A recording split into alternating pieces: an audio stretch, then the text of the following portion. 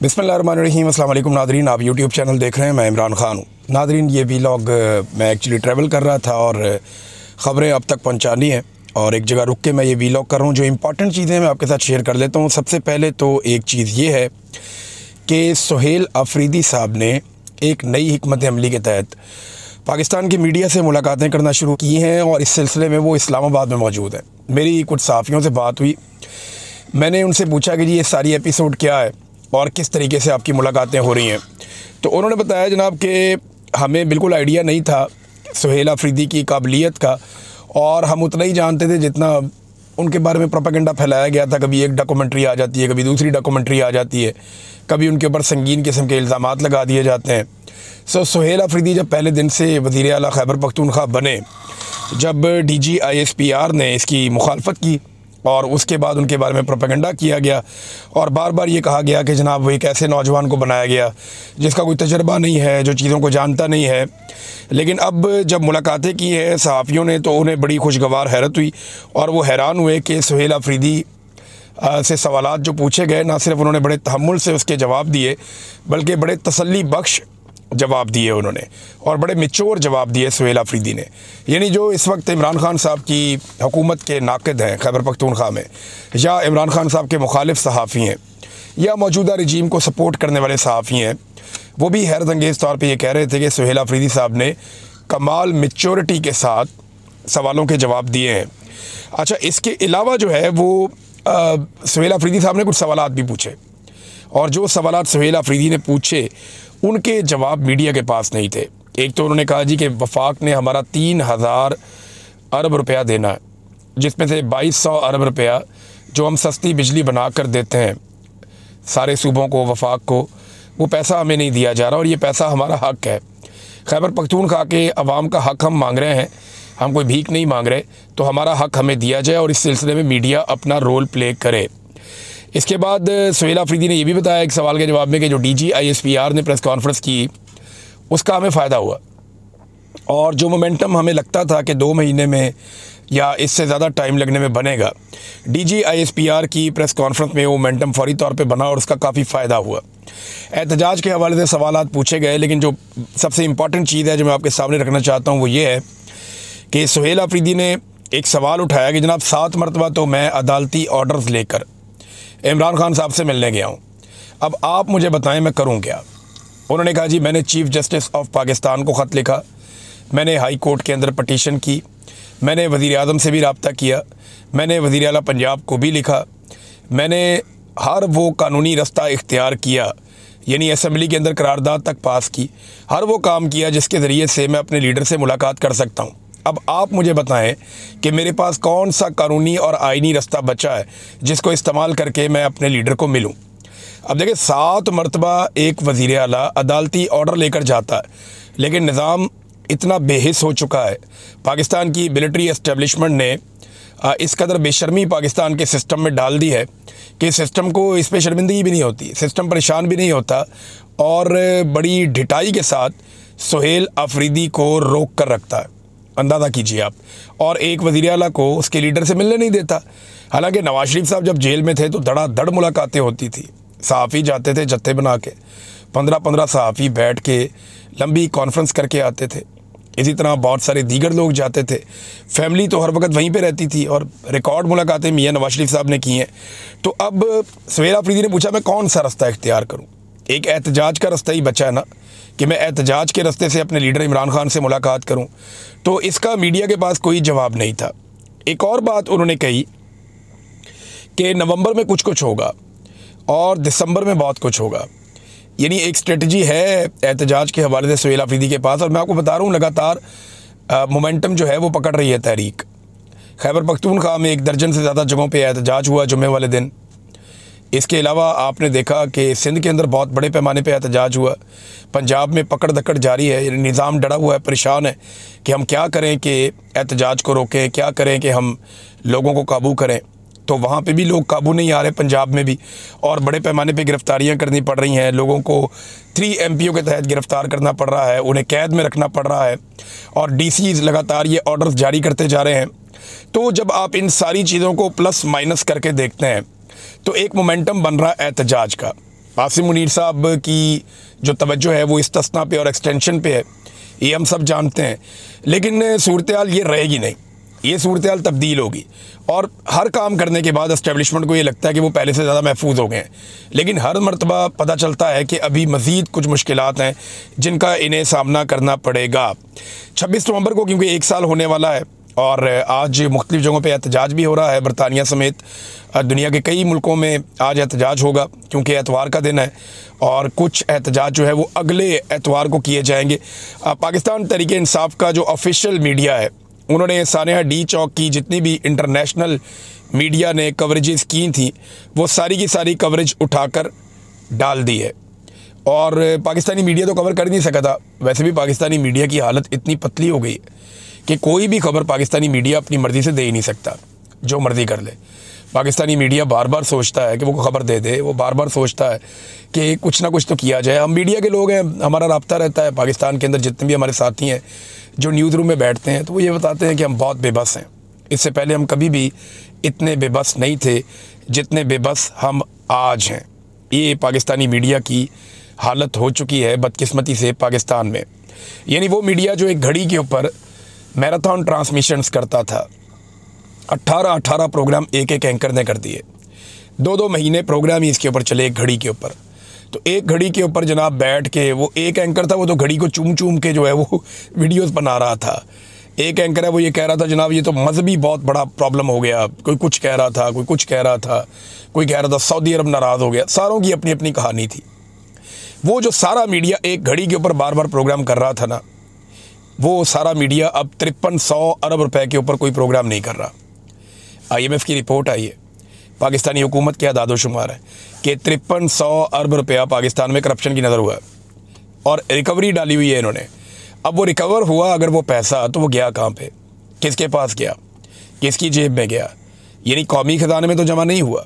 ऐसा कोई record available है तो हुकूमत शेयर करे कि वो पैसा कौमी ख़जाने में जमा हुआ है। अभी तक तो हुकूमत ने ऐसा कोई शेयर नहीं किया। तो एक घड़ी पे मैराथन ट्रांसमिशंस करने वाला मीडिया 5300 अरब की करप्शन के ऊपर बिल्कुल खामोश है, बिल्कुल खामोश है, कोई बात ही नहीं कर रहा। नाज़रीन एक चीज़ और है, मैं यहाँ पे उसको ऐड करना चाहता हूँ, ये इंतहाई अफसोसनाक चीज़ है। सुहेल अफरीदी के हवाले से है, एक और डॉक्यूमेंट्री जारी कर दी गई। पहले कुछ डॉक्यूमेंट्रीज़ और कुछ खबरें जारी की गई और मुख्तलिफ़ सहाफ़ियों का नाम लगा दिया गया, लेकिन वो नामालूम ज़राए से ख़बरें आई थी। उन सहाफ़ियों ने उन ख़बरों को और उन विजुअल्स को या उन डॉक्यूमेंट्रीज़ को डिसोन कर दिया। अब नामालूम अफराद तो होते थे, वो जबरी तौर पे लापता तो करते थे, लेकिन अब नामालूम अफराद जो है वो डॉक्यूमेंट्रीज़ बना के जबरी तौर पे सहाफ़ियों के खाते में डाल रहे हैं। है ना अजीब बात? जैसे कैसी अजीब बात है। अभी एक सदर हैं पेशावर प्रेस क्लब के M रियाज साहब, उनके खाते में एक डॉक्यूमेंट्री डाल दी गई सुहेल अफरीदी के ख़िलाफ़। तो उन्होंने कहा जी मेरा इससे कोई ताल्लुक़ नहीं है, लाताल्लुकी का उन्होंने इजहार किया और ये भी कहा कि मैं इस मामले में कानूनी चाराजोई भी करूँगा और करनी भी चाहिए। नाज़रीन ज़िमनी इलेक्शन चल रहा है और ज़िमनी इलेक्शन के हवाले से मैं आपको ये बताऊँ कि मुकाबला सिर्फ हरीपुर में है, जहाँ पाकिस्तान तहरीक इंसाफ ने अपना कैंडिडेट खड़ा किया, बाकी कहीं मुकाबला नहीं है। हर तरफ फस्तायत है, जुल्म है, जबर है। देखें ना, खैबर पख्तूनख्वा में एक इलेक्शन हुआ, वहाँ की हुकूमत ने पूरा मौका दिया नून लीग को कि आप आएँ, आकर कैंपेन करें, आप इलेक्शन करें, आप खुल कर आएँ, आवाम के अंदर जाएँ, आप जलसे करें, जुलूस करें, जो करना चाहते हैं आप करें, खुल कर आप इलेक्शन लड़ें और उनको फेयर चांस भी मिला। ये हुआ खैबर पख्तूनख्वा में। लेकिन पंजाब में क्या हुआ? पाकिस्तान तहरीक इंसाफ ने एक हल्के के अलावा अपने उम्मीदवार ही नहीं दिए, क्योंकि इससे पहले जितने ज़िमनी इलेक्शन हुए उनके अंदर जितना गंद मारा मरीम नवाज़ की हुकूमत ने कोई सोच भी नहीं सकता था। और जो कुछ इलेक्शन कमीशन ने किया वो भी पूरी एक कहानी है और आप सब उस कहानी को बड़ी अच्छी तरह जानते हैं। नून लीग के कैंप में बेचैनी है हरीपुर में और उसके कुछ विजुअल भी सामने आए। कैप्टन सफदर से उनके कज़न मिल रहे थे और फिर उसके बाद जिस किस्म की वहाँ पे गालम गलोच सुनने को मिल रही थी, बड़ी बेचैनी है। उन्हें नज़र आ रहा है कि वो ये इलेक्शन जीतना उनके लिए मुश्किल है। अब अगर इलेक्शन कमीशन ही कोई इनको फॉर्म 47 वहाँ पे जारी कर दे और आर्डर आ जाए साहब बहादुर का कि ये सीट जो है वो उमर यूब की अहलिया को नहीं देनी, तो फिर तो मामला कुछ और हो जाएगा। वरना ये सीट बड़े आराम से पाकिस्तान तहरीक इंसाफ जीत सकती है। ये फ़र्क हरीपुर में मौजूद हर आदमी को दिखाई दे रहा है। नाज़रीन मैंने मुफ्ती मुनीब साहब के बारे में पिछले वीलॉग में चंद बातें की थी। अब मैं हैरान हो रहा हूँ कि उनका एक कॉलम भी आ गया, और उनका कॉलम आया जी अदलिया के अरूजो ज़वाल का, यानी अदलिया के अरूजो ज़वाल के बारे में एक उनका कॉलम आ गया, और उस पर वो जजेस पे तनकीद कर रहे हैं, ख़ास तौर पे उन जजेस पर जो इस्टेब्लिशमेंट को या मौजूदा हुकूमत को पसंद नहीं है। हैरत होती है मुझे, यानी आपकी मुफ्ती साहब जो डोमेन है उसके अंदर आप नहीं जा रहे और बाकी हर चीज़ में आप घुस रहे हैं।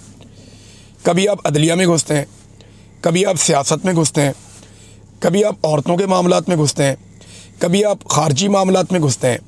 और भाई आपकी सीधी सीधी डोमेन है, आप ये बताएं कि इस्तिस्ना की शरई और इस्लामी हैसियत क्या है, इसके बारे में आप राय नहीं दे रहे। आपको ये बताना है कि इस्तिस्ना इस्लामी है या नहीं, आपने ये बताना है इस्तिस्ना जो है वो शरई है या नहीं है। देखें, जो उलमा इकराम है, उलमा हक, कई लोग वो कह चुके हैं कि इस्तिस्ना की कोई शरई हैसियत नहीं है, शरीयत के अंदर ये नाजायज़ है और ये गैर इस्लामी है, इस्लामी भी नहीं है। तो मुफ्ती मुनीब साहब इसके ऊपर एक कॉलम लिखें कि इस्तिस्ना क्या है और इसकी शरई और इस्लामी हैसियत क्या है। इमरान खान साहब को कैद तन्हाई में डाला हुआ है, इसके ऊपर आप लिख दें मुफ्ती साहब, आप बताएं ना कि एक कैदी के साथ कैसा सलूक करना चाहिए जब वो साबिक वज़ीर आज़म भी हो। आप ये तो कहते हैं मिल के बैठ जाओ, लेकिन जिसको मिल के बैठने के लिए कहते हैं उसको जेल में कैद तन्हाई में रखा हुआ है और इसके ऊपर किसी को शर्म भी नहीं आती। यानी ये अक़वाम मुत्तहिदा का जो मंडेला रूल्स हैं, अक़वाम मुत्तहिदा के मंडेला रूल्स के मुताबिक किसी भी कैदी को 15 दिन से ज़्यादा जो है वो कैद तन्हाई में नहीं रखा जा सकता। अगर आप 15 दिन से ज़्यादा कैद तन्हाई में रखेंगे किसी भी कैदी को, तो वो तशद्दुद डिक्लेयर किया जाता है, और ये एक तरह का तशद्दुद है जो इमरान खान साहब पे किया जा रहा है ताकि वो कमज़ोर पड़ जाएं। नाज़रीन, एक छोटा सा बच्चा यानी इमरान खान को आप कहाँ से निकालेंगे, ये इस्टेब्लिशमेंट नहीं कर पाएगी, इन लोगों से नहीं होगा। एक छोटा सा बच्चा वो इस्लामाबाद एयरपोर्ट पे आया, उसके हाथ में एक फ़ोटो था इमरान खान का, रोला पड़ गया वहाँ पे। यानी वो फ़ोटो देख के तो ऐसे लग रहा था सरकारी एहलकार इतने गुस्से में आ गए जैसे वो कोई नेतन्याहू का फ़ोटो लेकर आ गया, जैसे वो किसी खुदा न खास्ता मलऊन का फ़ोटो लेकर आ गया। हैरत हो रही थी मुझे, और वो सरकारी मुलाजमीन गुस्सा कर रहे थे कि इमरान खान का फ़ोटो लेकर क्यों आए हो। भाई इमरान खान का फ़ोटो आपको इतनी तकलीफ़ दे रहा है, यानी आप तस्वीर तो लोगों से छीन सकते हैं लेकिन लोगों के दिल से इमरान खान को कैसे निकाल सकते हैं, ये बात मुझे समझ नहीं आ रही। एयरपोर्ट के ऊपर एक छोटा सा बच्चा अगर इमरान खान की फ़ोटो लेकर आ रहा है तो आप बर्दाश्त कीजिए, जमहूरियत है इस मुल्क में, आप उसको आने दीजिए। लोग अगर इमरान खान का फ़ोटो लाना चाहते हैं तो उनको लाने दीजिए, सबको इजाज़त होनी चाहिए। कोई आसिम मुनीर का फ़ोटो लेकर आए, कोई इमरान खान का फ़ोटो लेकर आए, जो जिसको पसंद करता है वो उसको फ़ोटो लेकर आए। इन दो लोगों का मुकाबला ना पाकिस्तान में, आसिम मुनीर वर्सेस इमरान खान, तो जो जिसका फ़ोटो लाना चाहता है उसको लाने दीजिए आप। अगर यही बच्चा आसिम मुनीर का फ़ोटो लेकर आ जाता आपको कोई एतराज़ नहीं होता, अगर यही बच्चा शहबाज शरीफ का फ़ोटो लेकर आ जाता आपको कोई एतराज़ नहीं होता। पूरे पंजाब में मरीम नवाज़ के फ़ोटो चिपका के फ़ोटो गर्दी की हुई है, हर जगह पे जो है वो जो मौजूदा पूरा रजीम है, इसके जितने सहूलतकार और जितने भी इसके किरदार हैं उनके फ़ोटो शहरों में, अखबारों में, जगह जगह छाप दिए जाते हैं, उस पर किसी को एतराज़ नहीं होता। और इमरान खान का फ़ोटो एक मासूम बच्चा लेकर आता है तो उसके ऊपर जनाब फड्डा डाल दिया जाता है। नाज़रीन, एक चीज़ है मैं ज़रा क्लियर करना चाहता हूँ, पिछले वीलॉग में बल्कि 1-2 दिन पहले वीलॉग था जब ये इंडियन तैयारा गिरा था, शो के दरमियान शो चल रहा था दुबई में, जो एयर शो था, तो इंडियन एयरफोर्स का एक तैयारा तेजस वो गिर गया था। मैंने उस पर कुछ अल्फाज बोले थे लेकिन मुझे उस वक्त इल्म नहीं था, ग़ालिबन मुझे समझ नहीं आई या मैं कह नहीं पाया। मैंने जब देखा कि उनकी फ़ैमिली कितनी मुतासर है, मुतासरा पायलट की, पायलट भी वहाँ पे इंडियन पायलट भी हलाक हो गया, तो ये एक इंसानी जान गई है। वो किसी जंग के अंदर नहीं मारा गया, वो एक एयर शो कर रहा था जिसके अंदर उसकी जान गई है, और ये एक अफसोसनाक वाक़या है। और मैंने ये ज़रूर कहा कि इंडियन एयरफोर्स प्रॉब्लम में है और उन्हें अपना कोई सदका सुदका देना चाहिए, कोई अपना जो कोई मजहबी उनका तरीक़ाकार है वो करें। उनके जहाज़ एक के बाद एक गिर रहे हैं और ये हकीकत है, ये उनके साथ बड़े लंबे अरसे से हो रहा है। उनके जहाज़ों को बाद वक़्त फ्लाइंग कॉफिन कहा जाता है। तो इंडियन एयरफोर्स का बुरा वक्त चल रहा है, लेकिन जो पायलट इस वाक़े के अंदर जाँ बहक हो गया वो अपने मुल्क के लिए एक ड्यूटी कर रहा था और उसकी इज़्ज़त की जानी चाहिए, उसका एहतराम किया जाना चाहिए। उसकी फ़ैमिली भी वहाँ पे मौजूद होगी, बाकी लोग भी मौजूद होंगे।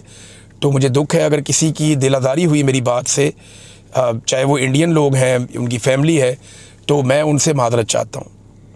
मुझे तकलीफ़ है कि मैंने इस तरह का एक दो जुमले बोले और वो मुझे नहीं बोलने चाहिए थे, लेकिन गो विद द फ्लो हो गया। मुझे बिल्कुल आइडिया नहीं था कि इस किस्म का ये हादसा है। मैंने वो जिस तरह वो बात चल रही थी हर तरफ, मैंने उस तरह वो बात कर दी। लेकिन क्योंकि वो एक प्रोफेशनल पायलट था और वो अपनी ड्यूटी कर रहा था, दौरान ड्यूटी उसके साथ ये हुआ, और वो हमारे साथ किसी जंग में नहीं था। अगर वो हमारे साथ किसी जंग में होता तो हम उसको अपना कारनामा कह सकते थे, लेकिन वो तो एक एयर शो था जिसमें बहुत सारी दुनिया के मुल्कों से लोग आए हुए थे। तो मैं उसके ऊपर जो है मुझे अफसोस है जो कमज़ोर बात मैंने की वहाँ पे। और हमें इतनी अखलाकी जुर्रत रखनी चाहिए कि जहाँ कभी कोई ऐसी बात आपसे हो तो उस बात को आप दुरुस्त करें। एक शिकवा और किया सुहेल आफरीदी ने, जाते जाते मैं आपके सामने रख दूँ। उन्होंने कहा जी कि पाकिस्तान के मीडिया से भी गिला, बाकी सूबों को बड़ी अच्छी कवरेज देते हैं, हमें कवरेज नहीं देते। हम अच्छा काम करते हैं, दिखाते ही नहीं है, और बाद में कहते हैं कि आप काम ही नहीं कर रहे। तो इस किस्म का प्रोपेगेंडा भी किया जाता है उनके ख़िलाफ़।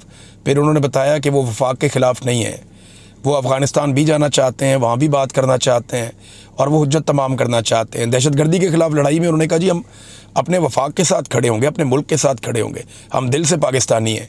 फिर एक और उन्होंने बड़ी तकलीफ़ का इजहार किया। उन्होंने कहा जी कि एक सवाल करवाया गया बाकायदा, मैं भी जानता हूँ, आप सारे जानते हैं, जिस सहाफ़ी से वो सवाल करवाया गया अफसोसनाक था कि आप अपना सूबा कोई अलग करना चाहते हैं या आप कोई अलहदगी की कोई सूरत हाल देख रहे हैं। उन्होंने कहा जी तकलीफ़ हुई मुझे इस बात से, हम हैं पाकिस्तानी और हम पाकिस्तान से प्यार करते हैं, हमारे दिल में पाकिस्तान है, तो क्यों पाकिस्तान में एक अलग सूबा बनेगा खुदा न खास्ता, एक अलग मुल्क बनेगा खुदा न खास्ता।